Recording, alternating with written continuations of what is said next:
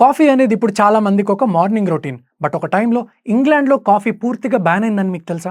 17th సెంచరీలో ఇంగ్లాండ్‌లో coffee houses చాలా popular అయ్యాయి. ప్రజలక్కడ కాఫీ తాగుతూ జస్ట్ రిలాక్స్ అవ్వలేదు. బట్ పాలిటిక్స్ డిస్కస్ చేసేవాళ్ళు, న్యూస్ షేర్ చేసుకునేవాళ్ళు, గవర్నమెంట్‌ని క్రిటిసైజ్ చేసేవాళ్ళు. కాఫీ హౌసెస్‌కి అప్పట్లో పెన్నీ యూనివర్సిటీస్ అనే పేరుండేది. బికాజ్ అక్కడ ఎవరన్నా కాఫీకి స్మాల్ అమౌంట్ పే చేసి అక్కడ జరిగే స్మార్ట్ డిస్కషన్స్‌లో పార్టిసిపేట్ చేయొచ్చు. అప్పట్లో క్రిటికల్ థింకింగ్ డెవలప్ చేసుకోవడానికి, డిబేట్స్ చేయడానికి అండ్ ఇన్ఫర్మేషన్ షేర్ చేసుకోవడానికి ఇదొక major source. King Charles the సెకండ్‌కి ఇదొక డేంజర్ లాగా అనిపించింది. But why? He thought coffee houses became revolution centres. ఆయన పవర్‌కి, ఆయన స్టేటస్‌కి వీటి వల్ల రేపటి రోజు డేంజర్ ఉంటుందేమో అనుకున్నారు. సో 1675లో కింగ్ కాఫీ హౌసెస్‌ని బ్యాన్ చేశాడు. కానీ పబ్లిక్ ఇమ్మీడియట్లీ తిరగబడ్డారు. ఇంగ్లాండ్‌లో హ్యూజ్ ప్రొటెస్ట్స్ అయ్యాయి. జస్ట్ ఫ్యూ డేస్‌లో కింగ్ ఈ బ్యాన్ క్యాన్సిల్ చేయాల్సి వచ్చింది. కాఫీ వల్ల ఇదంతా అయిందంటారా? నో. రూలర్స్ కాఫీకి భయపడలేదు. కాఫీతో పాటు స్ప్రెడ్ అయ్యే ఐడియాస్‌కి భయపడ్డారు. Like and subscribe if you found this helpful.